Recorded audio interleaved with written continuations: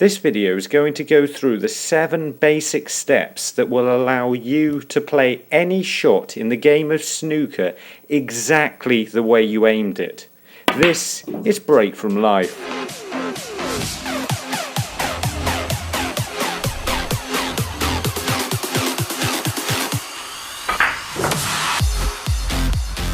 Welcome back, and if this is your first time watching one of our videos, then it's fantastic to have you here. In snooker, players often struggle to see where they're aiming and play a shot in the same way they lined it up. There are often very simple reasons behind this, and getting all the steps in this video right can make a huge difference. But what is the simplest way to line up a shot? Well, let me show you. If you want to know how to line up a basic shot, like this one, you first need to work out where you want the white to go. Here is accurate enough. All you've got to do then is imagine a line running from the centre of this white through to the centre of our target white, and that'll give us this point on the object ball.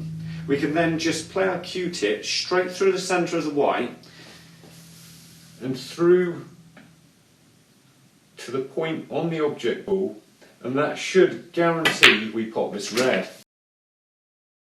We've already explained how to do this on this channel in great detail. In fact, all of these videos explain it in some way. So if you want to understand how to do this in the greatest detail, then check out the video in the card right now on the cam system.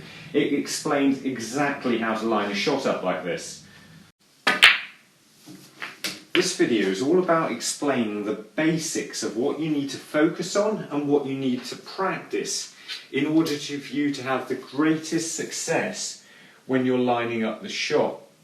In the previous video in the series, which is in the card over there, we looked at the most effective ways to improve your technique.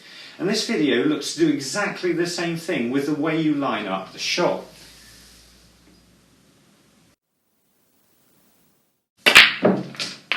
For example, looking at something from a still position, it should be obvious to see what's different, what's moved, what's changed, and what just isn't there anymore. And that brings us nicely into step 1. Staying still on the shot. I know I explained this before in the previous video about technical basics. This does sound like more of a technical issue. I mean, it can be very difficult to play the shot if you're suddenly in a different position, but this could in fact have a greater effect on the way you line the shot up. Remember earlier how easy it was to see what had changed from the same place?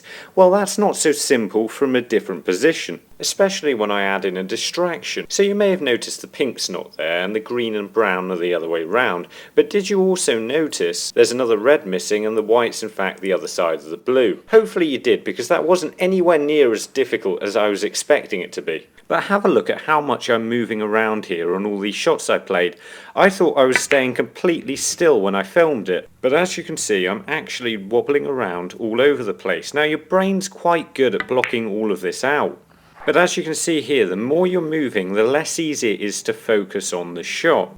So what can you do if you find you can't help yourself but move? Well, the first thing you need to make sure you have is a comfortable stance and body position. In this way, you're less likely to jump up when deploying your cue action. Another way players try to solve this problem is to stand very rigidly. But the problem with this is it can cause your entire body to move when you just wobble one little part of it. Standing in a looser way actually creates less of a problem. I wonder if you've noticed sometimes that your cue dips away from your chin as you play the shot. A controversial yet effective method for dealing with this is to simply dip your head onto the cue as you play it. This can also help you stay down. I explain a lot more about some of these solutions in our video approaching the line of the shot in snooker. It's in the card right now and on the Break from Life channel page, along with a load of other videos that will help you dominate at the game and make the commitment to becoming a better player by subscribing to the channel. Step 2. If I want to pop this red, I am going to have to get the white roughly to this position, and I need to know that back here. There's no good working that out when you're down on the shot. Not only can you not see the angle as well, and your entire body is almost certainly in the wrong position. You would think this would be straightforward. I mean, it's always obvious that you've got to line the shot up, isn't it? Well, no, actually this is something a player forgets to do an awful lot. They know they've got to pop the ball, but they will just forget to line it up. And this can happen an awful lot because they're under pressure. In fact, when you're under pressure, this is the main thing that goes wrong. You desperately want to pot the ball, but you forget that you've got to line the white up to go here to be able to pot it. And then they'll cue it exactly right just from the wrong place and have no idea why they just missed the shot. Step 3, stay committed to the line you've chosen. So let's say, for example, we're playing the yellow and we've lined it up like this. But the trouble is, a lot of people, when they're down on the shot, will think, oh, that doesn't quite look the same for down here. And they'll change their mind and line it up like this instead.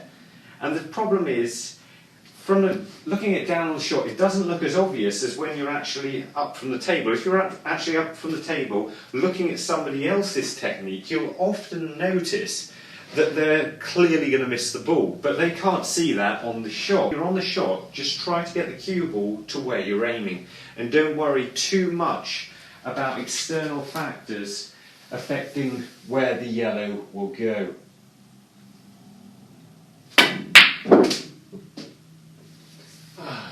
Step 4 is actually one of the hardest things to do in the game, even though it sounds like it should be one of the most simple. If you really want to improve in the game, it really helps to see exactly where the cue ball strikes the object ball. The 4th step is all about this moment right here, the point where the cue ball strikes the object ball. And you wouldn't think it'd be that difficult to just follow the path of the cue ball from where you strike it to where it strikes the object ball. But this is a lot harder than you think. And it's very easy when the balls are moving at this speed to lose sight or interest in what the cue ball's doing. And this can be especially difficult if everything you're seeing is a shot going wrong. Do you think it's possible to know if you played the shot in the right direction or if you lined it upright without knowing exactly what happens here? Because even if you get both of these things wrong, it's still possible for this to happen. The thing is, though, this has more to do with the current shot than working out what went right or wrong with previous shots. you can lose the point you're aiming for at any stage during the shot. The only way you can make sure you're guiding the cue ball all the way through is to see where it strikes the object ball. I wonder if you've noticed any time you miss a pot, you rarely know where the cue ball's gone or what went wrong with the shot entirely. And concentrating on something this hard for this length of time is incredibly hard to do. It takes an awful lot of effort to try this hard on every shot, and in fact it's a lot easier just to miss the pot. Step 5. It is in fact very easy, especially if you've got a strong technique, to line the shot up back here, go down on it and just focus on how your technique works. So focus on timing the ball right, making sure your arms are all nicely at the right angle, and you're going to push your cue arm through exactly to the right place. But the problem with this is you don't always get down in the right position, and if you're in the wrong place, even if you cue the ball perfectly, you're still going to miss. It's far better to put 100% of your effort in to get the cue ball to where you lined it up to, even if this means your technique goes horribly wrong at times. You see, if you're thinking about your technique in any way when you're down on the shot, then sometimes all you're going to be doing is guaranteeing you're going to miss the pot. Step 6, we're getting all the previous 5 steps right, and we're on a red like this, and we think to ourselves, well, we're just going to pot the red, and we kind of go around 2 cushions like that and finish here on the black. But when we're down on the shot, we look at it and think, we don't need to do that, we can just finish over here for the black. So without getting up off the shot, we just think, right, we're going to finish over here for the black, but then we miss the pot. What's the problem? Well, do you ever notice that you unintentionally put side spin on the ball? This can happen a lot, but don't worry. Usually your brain will subconsciously work this all out, unless you change your mind about the pace, which will make all this subconscious calculation absolutely useless. And just by working out the exact pace you play the shot at before you play it, you prevent this from happening. Although unintentional side spin is never ideal, at least like this, it's predictable. Step 7. Seeing what a huge difference knowing exactly where you need to strike the object ball can make to your game. Okay, this is a complete fail and you can barely see the line made by the laser level on camera at all. But with your own eyes it's really easy to see where the cue ball has to contact the object ball, even on thin shots like this one. It's not too bright and not too strong, in fact you can see it perfectly clearly from the other end of the table. This incredibly cheap little device is a great way to show you how well you're lining things up. There's links in the card here and in the description to the cheapest places I've found it online. If you want to know how it works and how to use it, then try the video Snooker Laser Engineered Break, or try the first video in this series all about learning the basic technique quickly. And remember, don't just watch, play, and make the commitment to becoming a better player by subscribing to the channel. See you later.